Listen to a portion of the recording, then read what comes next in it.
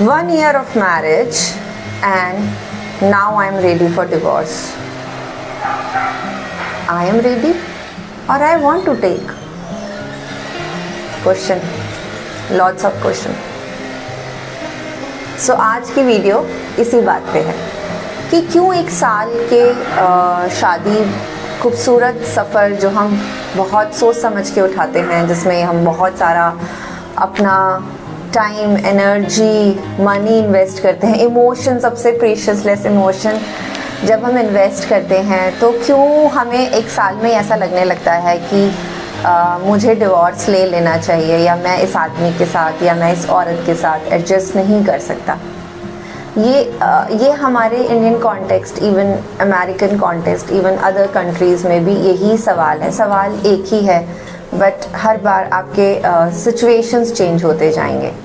But आज जो basic situation है जो मैंने किसी से सुनी, मैं आज उस पर बात करना चाहूँगी कि 1 साल हुआ है और मुझे डिवोर्स लेना है। बट पूरी वीडियो देखने के लिए आपको क्या करना है, आपको मेरा चैनल सब्सक्राइब, लाइक और शेयर करना है। बहुत सारे लोग हैं जो ये वीडियोस से जिनको मदद हो सकती है। आप अगर इससे मदद ले पा रहे हैं तो take this responsibility to share with others, जिससे कि उनको भी ये मदद मिल जाए। सवाल सबके हैं, बोलते बहुत कम लोग हैं। तो मैं अप्रिशिएट करती हूँ मेरे उन सारे क्लाइंट्स को जो आके मुझसे ये सारी चीज़ें शेयर करते हैं, जिससे मैं आप लोगों को मदद कर पाती हूँ। तो अभी रिसेंटली एक क्लाइंट से मेरी बात हुई जिसकी ये सिचुएशन थी, जहाँ पे शी टोल्ड मी कि खुशबू 1 साल हो गया है and I am planning to take divorce. तो इनिशियली जब हम कॉल पे आए तो शी वॉज़ वेरी श्योर कि अच्छा नहीं, मुझे तो लेना है। बट एंड तक जब मैंने बहुत सारी, हम क्लैरिटी कॉल पे थे और हम बहुत सारी बातें जब हमने की, तो उसने कहा नहीं, मैं साथ रहना चाहती हूँ। That's the shift. क्या 30 मिनट्स में क्या बदल गया? बहुत कुछ बदल जाता है 30 मिनट्स में। जब हम क्लैरिटी कॉल पे आते हैं तो बहुत सारी चीज़ें बदल जाती हैं। लेकिन हम इस कॉल में, हम वीडियो में ये समझते हैं कि हुआ क्या, एक्चुअली में हुआ क्या। तो ये फीलिंग ऑफ डिवोर्स कब आती है, पहले इसको समझते हैं और फिर समझते हैं कि हम कर क्या सकते हैं। तो फीलिंग ऑफ डिवोर्स आना, it's very normal but not real. मुझे बताइए कि आप किसी भी चीज़ में जब बहुत ज़्यादा इमोशन इन्वेस्ट करते हैं, जब आप बहुत ज़्यादा मनी इन्वेस्ट करते हैं, जब बहुत ज़्यादा टाइम इन्वेस्ट करते हैं और बहुत सारे ड्रीम्स देखते हैं, तो क्या आप चाहेंगे कि वो 1 साल में सब टूट जाए? नहीं चाहेंगे। बट आप इतने परेशान होते हैं, इतने परेशान होते हैं कि आपको ये वेटेज इस डिवोर्स जैसे डिसीजन के सामने कुछ नहीं लगता है। ये लगता है यार, मैंने क्या लाइफ में गलती कर दी, मैंने क्यों ये डिसीजन लिया, सब मुझे बोल रहे थे लेकिन मैंने लिया। तो ये ऐसा होता है। और क्यों इसमें डीप थोड़ा सा जाते हैं तो समझते हैं ये होता क्यों है। देखिए, जब हम बहुत सारे ड्रीम्स बनाते हैं ना, किसी नए इंसान के साथ अपनी लाइफ में, आने वाले के या जो आ चुका है उसके साथ, हमने बहुत सारे सपने बनाए। हमने ये सोचा कि यार मैं ना अपनी लाइफ को बहुत अलग रखूँगा। अपने दोस्तों की बहुत सारी बातें सुनी होती है, हमने अपने पेरेंट्स को देखा होता है, हमने अपनी सिस्टर्स के घर में देखा होता है, हमने अपने ब्रदर्स जिनकी शादी हो चुकी है उन सबके पास देखा होता है। कुछ ना कुछ हमारे एक्सपीरियंसेस होते हैं, बट हम हमेशा अच्छा सोचते हैं कि यार नहीं, मैं ऐसा सब कुछ नहीं होने दूँगी, या मैं अपनी लाइफ में ऐसा नहीं होने दूँगा। लेकिन चीज़ें होती हैं और ये चीज़ें सबकी लाइफ में होती हैं, बट उनको उस पर एक्ट करना नहीं आता। तो जो मेरी क्लाइंट है उनके साथ भी हुआ, वो it was a love come arrange marriage, और बहुत अच्छी यादों के साथ उन्होंने अपना ये सफ़र स्टार्ट किया, अपना ये जो जर्नी थी बहुत सारे ड्रीम्स के साथ स्टार्ट की। बट कुछ दिन बाद ना चीज़ें वर्स्ट होती गई। पहले इन लॉज के घर से अच्छी नहीं हुई, फिर उन्होंने अपने इन लॉज की फैमिली में से किसी सपोर्ट लिया, उन्होंने सपोर्ट नहीं किया। फिर उन्होंने अपने हस्बैंड से सपोर्ट लेने की कोशिश की, वो और वर्स्ट हो गया। They are at a stage जहाँ पे वो एक दूसरे को सुन ही नहीं रहे हैं, सिर्फ ब्लेम गेम्स चल रहे हैं। And blame game is a very very difficult game of our life. मुझे याद है एक एक गेम आया था जिसमें लोगों को शार्क बनानी होती थी अपने हाथ पे। देयर वाज, मेरे को नाम नहीं याद है, बट उसकी वजह से मैंने सुना था कि बहुत सारे सुसाइड्स हुए थे क्योंकि उसका लेवल था ऐसे, और last level was the suicide. मेरे जहाँ मैं रहती हूँ उसके पास एक बच्ची थी, उसने ऐसा किया था। लेकिन ये ब्लेम गेम उससे भी ज़्यादा डिफ़िकल्ट है। इसमें हम सुसाइड नहीं कर रहे हैं, हम इसमें हम प्रेजेंट सिचुएशन में रोज़ हम चीज़ों को झेल रहे हैं, हम सब चीज़ों को ले रहे हैं।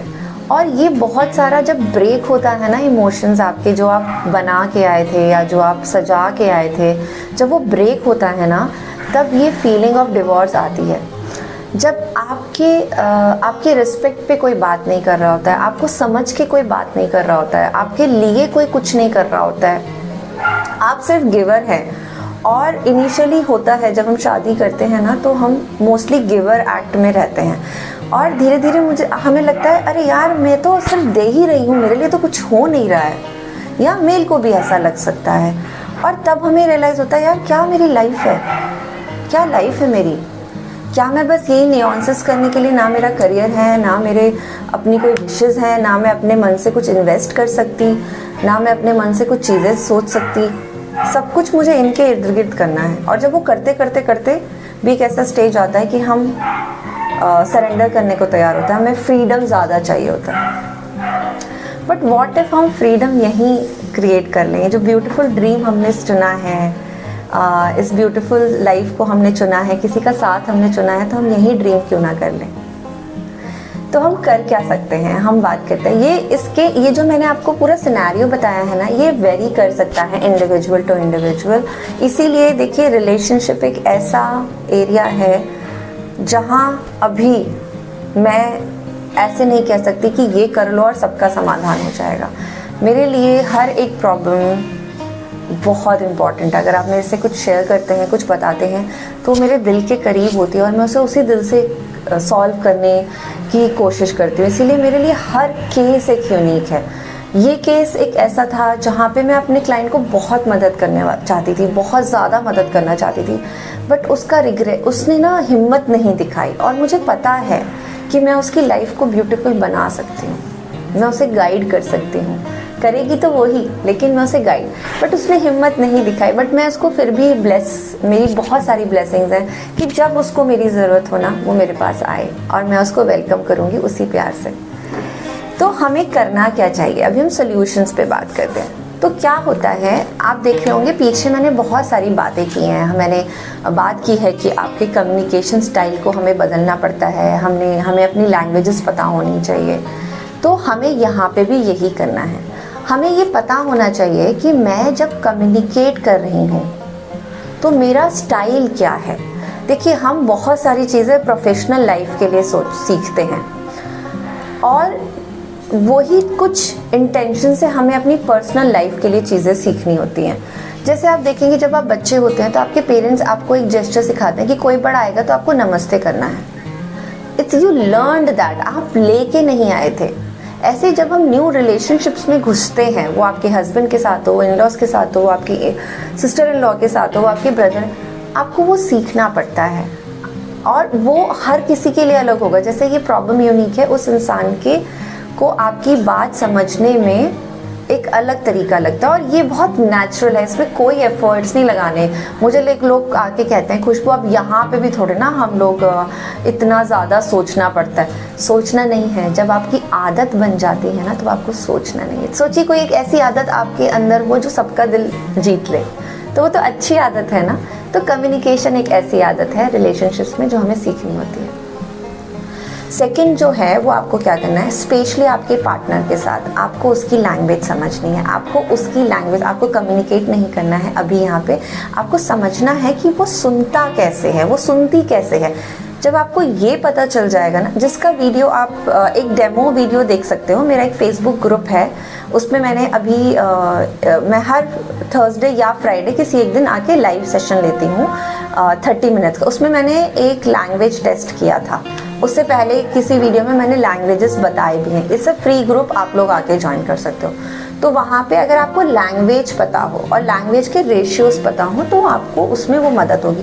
तो अपने पार्टनर के लैंग्वेज को समझिए। अगर आपको नॉलेज है लैंग्वेजेस की तो आप प्लीज़ वो इम्प्लीमेंट कीजिए, अगर नहीं है तो आप वहाँ से भी वो वीडियो देख सकते हैं। थर्ड मेजर एस्पेक्ट जो है वो है कि आप अपनी एक्सपेक्टेशंस बताइए, उन्हें यहाँ मत रखिए। देखिए उन्हें नहीं पता आप क्या सोच के आए हैं। ये world is not a film, it's a real world. Real world में हम ह्यूमंस को ये ब्यूटीफुल वे ऑफ कम्युनिकेशन दिया गया है। तो अगर कभी मौका मिले चाय पे चर्चा करने का तो अपने इन लॉज को बताइए कि मम्मा मैं ये सोच के आई थी, पापा मैं ये सोच, वो समझते हैं। जब आप काम डाउन हैं, जब आप स्ट्रॉन्ग हैं इमोशनली, मेंटली, तब आप अपने हस्बैंड को बताइए कि मैं ये चाहती हूँ हमारे रिलेशनशिप से। जब आप काम हैं, जब आप स्टेबल हैं, जब आप स्ट्रॉन्ग हैं इमोशनली, तब आप जिसको भी जो कम्युनिकेट करेंगे वो दिल तक पहुँचेगा। क्यों कोई मूवी आपके दिल को टच कर जाती है, क्यों कोई रील आपके दिल को टच कर जाती है? क्योंकि आप समाधान ढूंढने या आप अपने मन को शांत करने के लिए उसको स्क्रॉल कर रहे होते हैं या मूवी देख रहे होते हैं और उसके इमोशंस आपको टच कर जाते हैं, क्योंकि वहाँ पे वो इमोशंस कम्युनिकेट बहुत प्यार से किए गए हैं, इसीलिए वो आपको टच कर जाते हैं। तो ये चीज़ें ट्राई कीजिए। और इसका अलग वर्जन्स है, आपको वर्जन्स मिलते रहेंगे, आपको इसके बारे में पूरा डेटा मिलता रहेगा। और अगर आप शादी हो चुकी है और अगर आप अभी भी कुछ चीज़ें समझना चाहते हैं अपने रिलेशनशिप की, तो आप मैरिज ओरिएंटेशंस के वीडियोस देखना मत भूलिएगा, वो बहुत इम्पॉर्टेंट है, आपको बहुत मदद करेंगे। 3 एस्पेक्ट्स अलग अलग हैं जिसको आप एक साथ रखेंगे तो खिचड़ी बन जाएगी। तो आपको हाँ, डिस्क्रिप्शन बॉक्स में आपके पास एक लिंक है जहाँ पे आप मेरे साथ कॉल भी बुक कर सकते हैं और मैं आपको मदद कर सकती हूँ आपके स्पेसिफिक इशू के साथ उसको रिजॉल्व करने में। तो मैं आपके साथ हूँ, कदम आपको बढ़ाना है। ध्यान रखिए, बहुत सारा प्यार आप लोगों को, बहुत सारी विशेस, आपका रिलेशनशिप हमेशा खूबसूरत बना रहे और प्यार भरा बना रहे।